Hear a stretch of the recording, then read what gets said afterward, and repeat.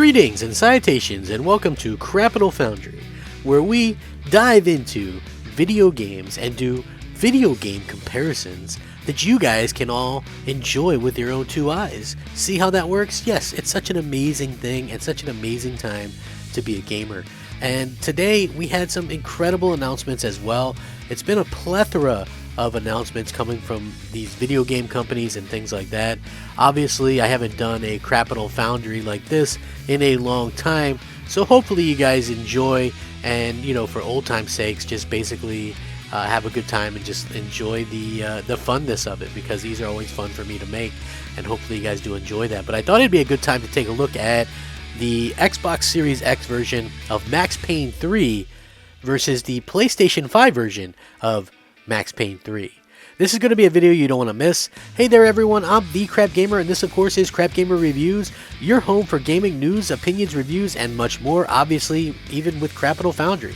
You'll probably notice some cool changes around here, and that shouldn't stop you from giving us a like and possibly consider subscribing if you haven't already done so. Thank you so much for choosing to spend some of your free time with me and my silly YouTube channel, where we don't take things too seriously. We just like to have fun and talk about video games. Now, when it comes to Max Payne 3, obviously, super uber violent game.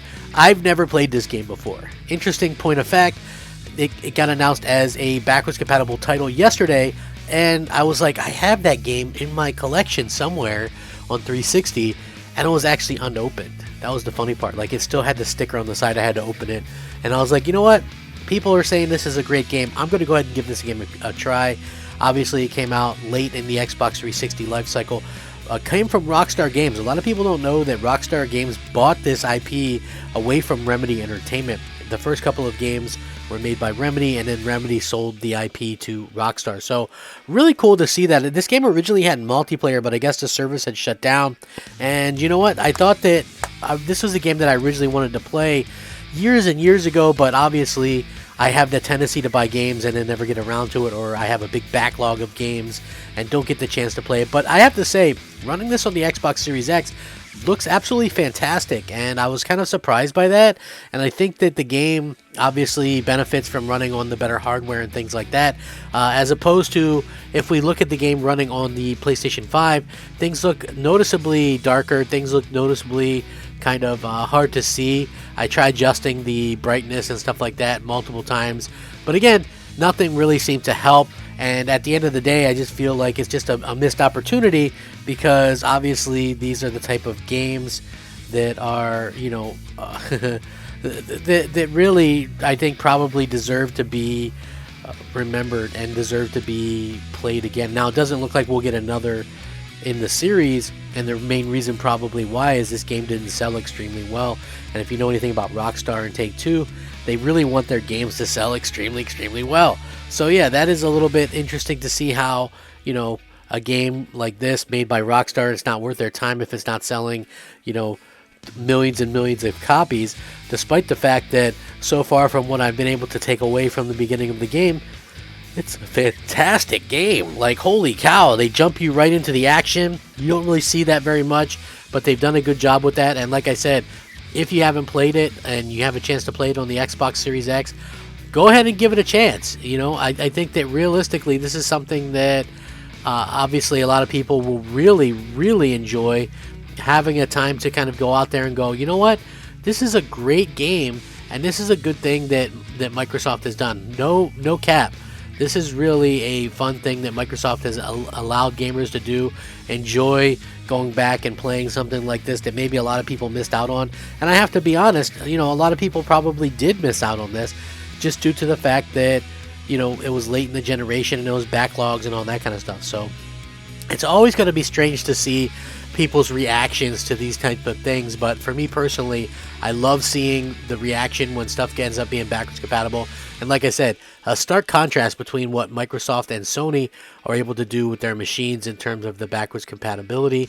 And I do think that at the end of the day, everybody's going to just kind of find their own thing to kind of talk about and to enjoy. So for me personally, I'm going to probably sit down and enjoy playing this game. Obviously, a lot of people probably kind of goaded me on. I get it. You say you don't like old games. Yes, I don't buy new consoles for old games. This is 100% true. And yes, I've played numerous new games. So it's okay for me to go back and enjoy something that I've missed previously, right? As long as I'm not playing strictly old games all the time, I think I'll be okay, folks. Yes, thumbs up ski.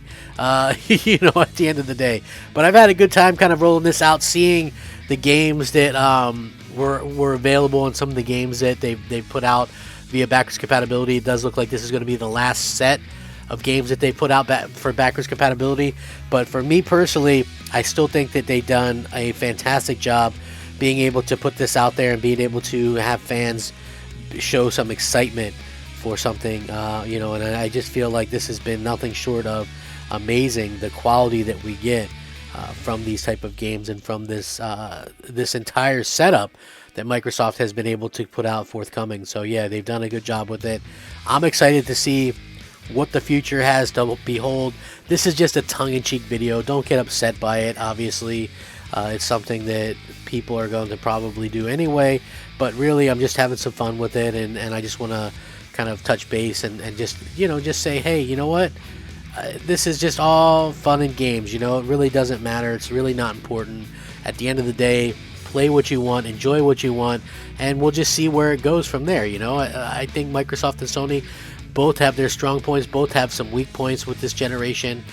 For me, I get kind of past the point of the silliness with some of it. I do enjoy the back and forth, but I still think some of it is just absolutely silly, and, you know, I refuse to kind of get involved with it. But I still think that, you know, at the end of the day, both these consoles are good, and if you can afford to get both, then get both. And if you can only afford to get one, then get one where you absolutely are going to be able to enjoy the games that you want to enjoy. Like, that's the thing that I would always kind of push, is if you can, you know, get something that you're going to enjoy, then enjoy the most. You know, that I think that's where you got to kind of come from with this stuff. Like, if you're going to enjoy the Xbox style of games and you love Halo and Forza and Gears, then get that. You know, if you love, you know, like the single player games that Sony offers, then get a PlayStation. If you can afford both, then get both. I think that that's probably the best way to go about it. I hope that you guys understand where I'm coming from with that. I do think that, you know, as fans, we can sometimes take things a little bit too far, but I do think that at the end of the day, you know, it's still good to have fun and kind of look at these things and go, hey, you know what? I can poke a little fun at myself. Yeah. Is anybody really kind of freaking out over not being able to play this game backwards compatible? Probably not, but it's still just funny to kind of, you know, point that out, and that's the way I look at it. So anyway, I think it is a really good game. From what I've played so far, I'm only about an hour or so into it. It can be difficult and have some difficulty spikes, but overall, well worth it, man. Pick it up if you haven't already played it and you're looking for something to play, and it still holds up, in my opinion. Thanks for watching. Rack 'em up, fact 'em up, Crapgamer 'em up. Crapgamer out.